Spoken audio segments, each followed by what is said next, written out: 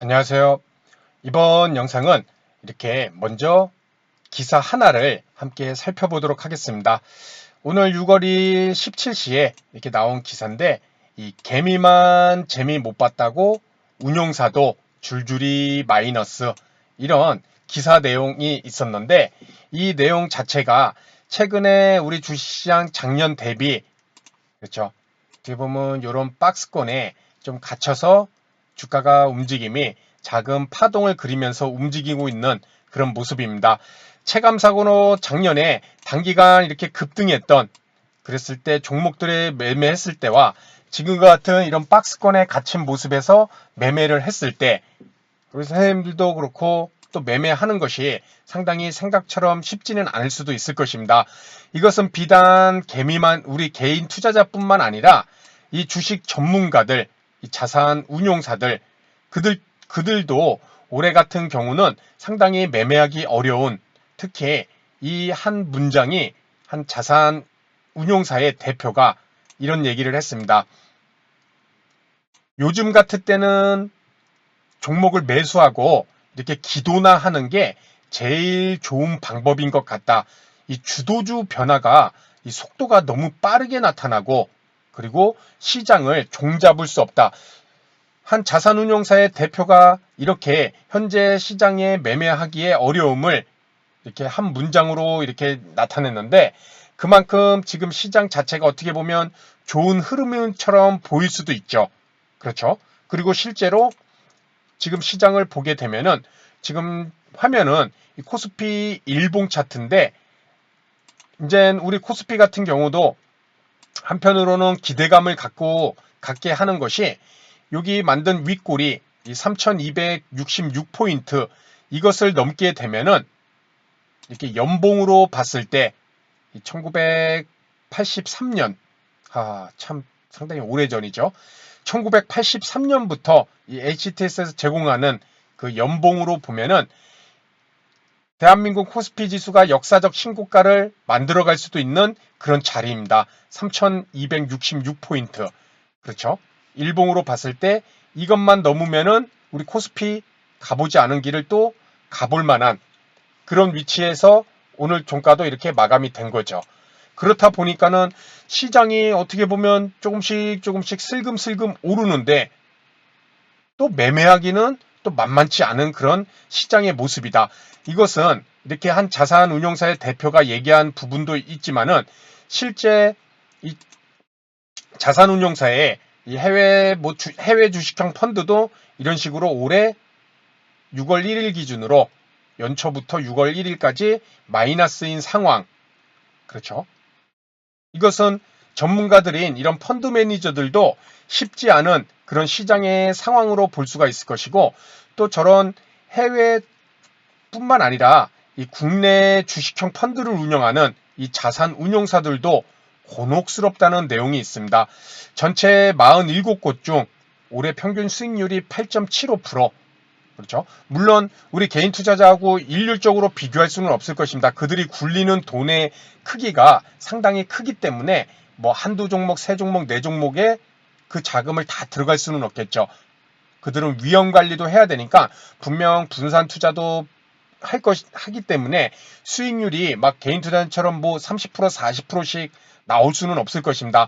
다만 전체적으로 봤을 때 올 평균 수익률이 8.75%, 현재 6월까지 월로 봤을 때 한 1.5% 정도 되겠죠.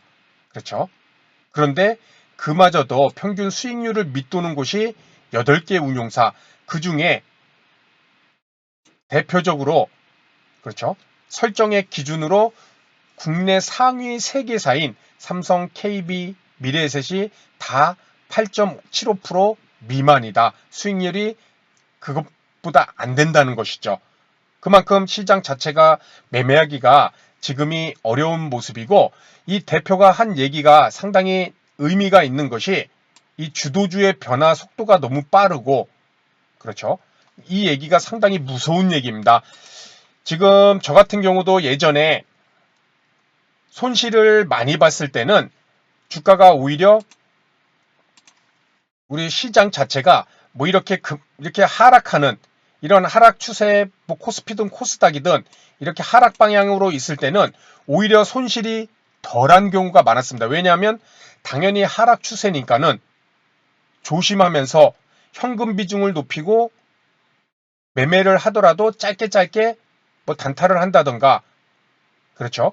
그래서 현금 비중을 높인 상황이기 때문에 손실이 오히려 적을 수가 있는데, 지금과 같은 시장 오르는 모습도 충분히 기대해 볼 수가 있고, 또 중간중간 이렇게 조정도 나오면서 위아래로 그냥 막 파동을 지금 그리고 있기 때문에 이런 시장이 자칫 이렇게 당연히 조심스러워하는 장이 아니라 언제라도 우리에게 기대감을 갖게 만드는 장입니다.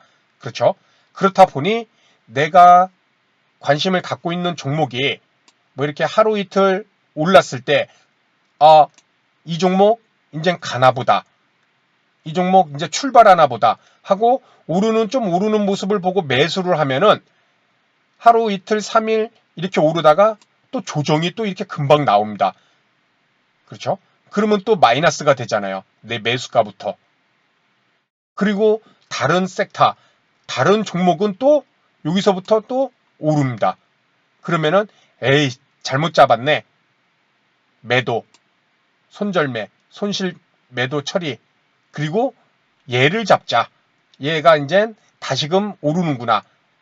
매수했더니 얘도 한 2, 3일 오르고 좀 그러다가 또 하락. 그러면은 얘는 이제 조정을 마치고 얘가 또 오릅니다.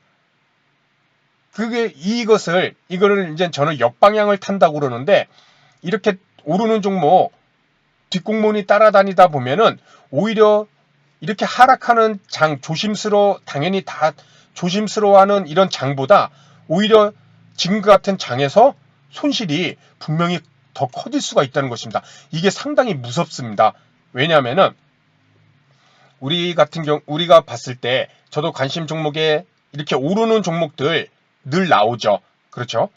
또 그리고 저도 지금 보유한 종목들을 지금 종목을 좀 정리해서 이렇게 5종목만 좀 남겨놨는데, 이 종목들이 지금 움직임을 보게 되면은 저도 지금 심리적으로 상당히 매도를 항상 하고 싶습니다. 왜냐면은 지금 뭐 하이트질러도 하나의 파동을 지금 만들어 놓고 지금 조금씩 단봉이 나오고 있죠. 그렇죠? 오름폭이 적다는 것이죠. 왜냐하면 한번 파동이 나왔기 때문에. 뭐 현대건설도 그렇고 뭐 KG니스도 그렇고 이렇게 큼직큼직한 장대 양봉이 잘 나오지를 않고, 지금 GS리테일도 그렇고 뭐 한국행 컴퍼니도 그렇고 이런 보유한 종목들을 보고 있으면은, 이렇게 관심 종목에서 막 치고 나가는 종목들을 보면은, 아, 이 종목 이쯤에서 수익 실현하고 종목을 갈아탈까 하루에도 몇 번씩 느낍니다. 그런 감정이 실제 들고요.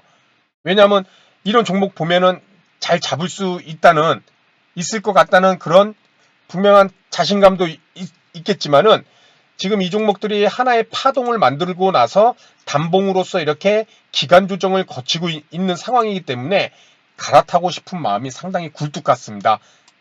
자, 그런데 한편 생각해 보면은 내가 이 종목들을 팔고 새로운 종목을 잡았을 때 그 종목이 잡고 나서 내일도 오르면은 다행이지만은, 자칫 그 파동을 잘못 잡고 아까 얘기했듯이 역방향을 타면은 또 손실로 이어질 수 있는 그런 우려도 분명히 있다는 것이겠죠. 잦은 매매가 내가 실력이 좋다면야 뭐 어떻습니까? 그죠?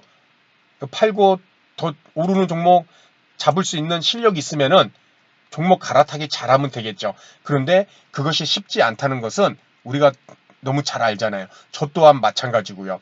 자, 그렇기 때문에 지금 시장이 어떻게 보면 이렇게 좋은 흐름에 이런 모습이 조금씩 나오면서 한편으로는 기대감도 같지만은, 그렇죠. 한편으론 너무나 이 자산 운용사 대표가 얘기했듯이 이 주도주, 시장의 상승을 이끄는 이런 강한 섹터의 주도주 변화 속도가 이렇게 빠르다는 것입니다. 그렇기 때문에 우리가 할 수 있는 것은 그렇다면 무엇이 될까? 그렇죠? 내가 매수한 종목이 추세를 망가뜨리지 않고 오름폭은 덜하더라도 그 추세를 유지를 한다면은 뭐 5일선이면 5일선을 깰 때 매도를 하겠다. 뭐 이런 식의 기준을 갖고 있다면 그 기준을 깰 때까지는 그 종목을 들고 가야겠죠. 그리고 여기서 중요한 것은 한 종목만 매수를 했다면은 그 한 종목이 자칫 지금 시장이 위아래로 움직이기 때문에 단 한 종목만 내 전체 자금이 다 들어갔다면은 이 종목이 이렇게 잘 오르다가 또 시장이 오르더라도 종목이라는 것은 파동이 있기 때문에 올랐으면 조정도 나옵니다. 그렇죠? 한 종목에 내 전체 자금 몰빵이 들어가면은 이 종목이 잘 가다가 또 이렇게 조정이 나올 때 이거 못 버티기 힘듭니다. 왜냐하면 야 수익 중이었는데 다시 본전으로 왔네. 그래서 또 매도하는 수가 있다는 것입니다. 그렇죠? 그렇기 때문에 한 종목이 아니라 저도 최소한 항상 말씀드리지만 뭐 돈이 많아서 종목 개수를 이렇게 여러 개를 매수를 하는 것이 절대 아닙니다. 이렇게 매수하다 보면 업종도 다를 것이고 뭐 술업종 하이트 진로도 있고 뭐 건설업종도 들어가 있고 뭐 전자결제도 들어가 있고 그렇죠? 뭐 소매점도 들어가 있고 이런 식으로 매수를 하다 보면은 얘네들 중에서도 다음날 오르는 섹터가 포함된 종목들이 있을 것이고 또 그날에는 약한 섹터의 종목들도 있을 것입니다. 이것이 서로 상충하면서 내 계좌를 조금씩 수익률을 늘려준다는 것이죠. 하나의 종목을 보면 오르는 종목과 내리는 종목이 나뉘어지겠지만은 전체적으로 봤을 때는 그 오름폭이 더 큰 종목들이 있다면은 내 계좌를 안정적으로 조금씩 늘려나갈 수 있다는 것입니다. 그렇기 때문에 지금과 같이 이렇게 어느 정도 우리에게 충분히 역사적 신고가를 만들 수 있는 그렇죠. 그런 기회의 장일 수도 있고 또 한편으론 이 박스권 내에서 주도주의 변화가 또 종목들이 변화가 상당히 짧게 파동이 만들어지고 있는 상황이기 때문에 매매하기도 인내력이 없다면 녹록치 않은 그런 환경일 수도 있습니다.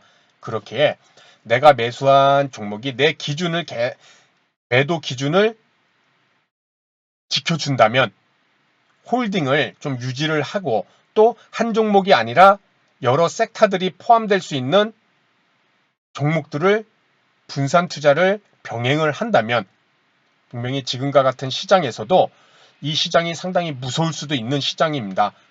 이런 시장을 꼭 잘 이겨내고 또 좋은 흐름이 진짜 말만 따라 코스피가 가보지 않은 길을 간다고 했을 때 또 좋은 수익률도 올릴 수 있는 그런 기회도 가질 수 있지 않을까 이런 생각을 해봅니다. 그래서 오늘은 지금과 같은 이런 박스권 시장 자칫 역방향을 타면은 손실을 키울 수도 있는 매우 위험할 수도 있는 그런 시장의 모습이고 그러한 시장에서 내가 수익률을 늘려갈 수 있는 방법 그것은 내 매도 기준을 지켜준다면 이 종목 저 종목 갈아타지 말고 좀 홀딩해보고 그리고 한 종목이 아닌 여러 섹터의 업종이 포함될 수 있는 이런 분산 투자를 통한 안정된 매매가 중요한 시점이 아닌가 이런 생각을 해봅니다. 그래서 오늘 내용은 여기서 마치도록 하고요. 다음 시간에도 좋은 내용으로 인사를 드리도록 하겠습니다. 감사합니다.